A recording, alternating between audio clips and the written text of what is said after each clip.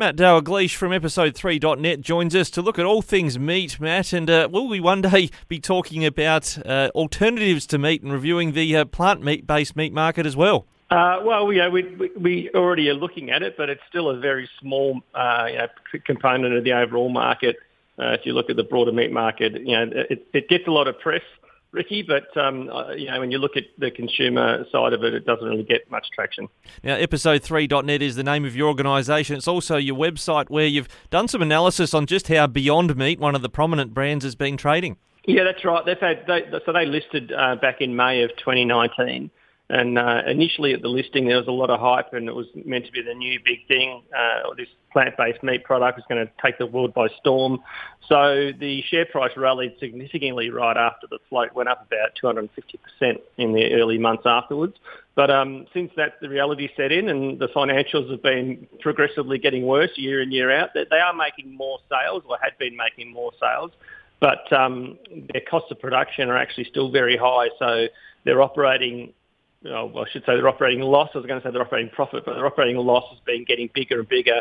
And for 2022, they just spiraled another huge operating loss. Losses grew by up to 92% or something from the previous year. So they're struggling.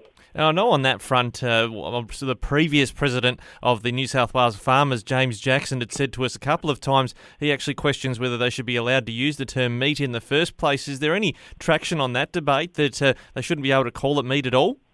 Yeah, that's been an ongoing one around that labelling and even just making sure, if they call it plant-based meat, I suppose that can be fair enough as long as it's very, very prominent that it's plant-based. But there are some of those companies, and Beyond Meat's probably not one of them, but there are some that have used imagery of animals and phrases around saying, no bull meat and all this kind of stuff, meaning that, it's not meat at all, but some consumers look at that and think that it just is not made from bull product, but it's made from cow. There are some that do very much try and lend on the good reputation that meat has had for decades, even centuries, and try and leverage off that. But that's the big issue there, is just making sure that the consumer, when they're buying the product, they know straight away that they're buying a plant-based fake meat product, not the real thing. I can reassure listeners there's plenty of bull here at FlowFM.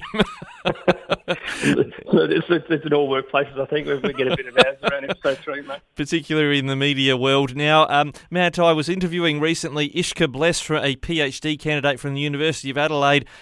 She was trying to get people excited about the idea of eating insects. I think the branding should be shove a bug in your mug. Do you think this is going to take off? I don't know. Could you overlay the sound of crickets? I'll just stay silent. No, insects have been around for a while, actually. As a look, and they actually are a high protein source. My daughter is right into her gym, weight and bodybuilding stuff, and I think one of the powders that they use for that kind of protein powder is ground up crickets or something. So, it's a common one. I don't know if it's a bit like eating a prawn, isn't it? Just something slightly different. Yeah, you're not wrong, actually. In the animal kingdom, they're not that far apart. I wish my breakfast co-host was here to hear you say it. The bus bodybuilders are eating ground-up crickets. She would have gagged at that one. That's fantastic. Now, Matt, Let's cast our mind to the actual meat and what's happening in the cattle and sheep markets, just what's going on in this week's trade. Yeah, look, it's been a little bit quieter for cattle markets across the board. We're about 5 to 10 cents softer. We have seen, obviously, prices easing through the start of the year, but it looks as though that momentum to the downside, to me, is running out. And I wouldn't be surprised if we do see a bit of a base, kind of near these levels. And there's enough happening, I think, globally with this issue with the Brazilians kind of halting their exports because of mad cow. Enough of a disruption to global supply that it could start to favour producers like Australia and exporters like Australia. And so we could see some kind of benefit creeping in price from that perspective, I think. In terms of sheep markets, it's a bit mixed. A couple of categories down marginally, but there's been a few categories like merino, lamb, mutton and restocker are all up on the week. And in particular, restockers are up nearly 40 cents, kind of nudging back towards that $7 a kilo carcass weight. So, that's kind of looking like that market stabilised for the time being, certainly for those categories at least. And I thought we were seeing reasonable volumes, like in the sheep market, whilst the price is holding up reasonably steady. That's despite there being still a sizable volume going through the markets, or have I got that wrong?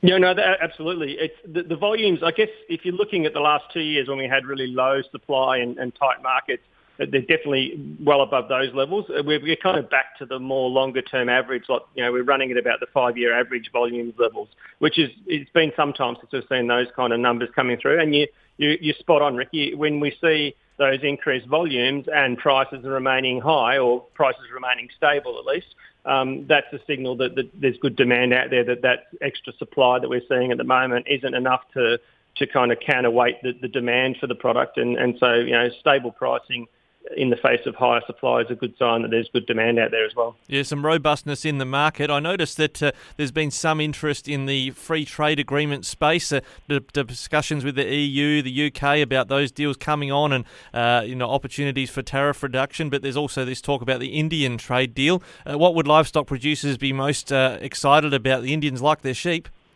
Yeah, that's right. Sheep and goat meat are good prospects there, amongst some other commodities like in the pulse space.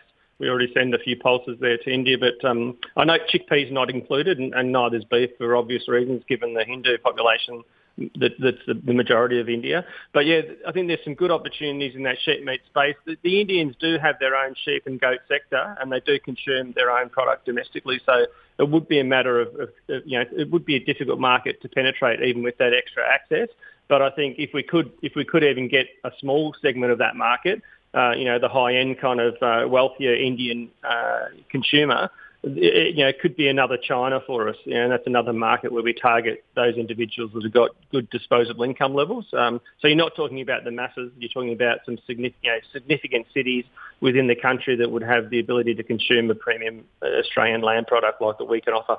Yeah, that's an interesting point. I know that there's some efforts to try and get shearers over from India after the New Zealanders jacked up their wage costs under an award. So there's obviously a mature sheep industry and wool industry indeed in India as well. Yeah, that's right. And in fact, I mean, if you go past China for Australian wool exports, India is the country that takes a significant amount. But that leftover 20% that goes to parts of it go to Europe, but the balance pretty much goes to India, and that's another sector that wool processing is growing in India. So potential another option as well to diversify exports out of the wool side. And if we can capture a bit of sheep meat as we go, that's a good thing for the Australian producer. And I guess given sensitivities about consumption of cows in India, maybe we should be looking to Pakistan for an export opportunity for cattle. Yeah, look, I did say. I mean, I said that obviously a big Hindu population in India that don't eat beef at all, or particularly any meat product for some. But there are Christians in India, and it's about, I think the current population of Indian Christians is about 32 million. So it's nothing to sneeze at, considering that's more than Australia. More than Australia population. Yeah, exactly. So.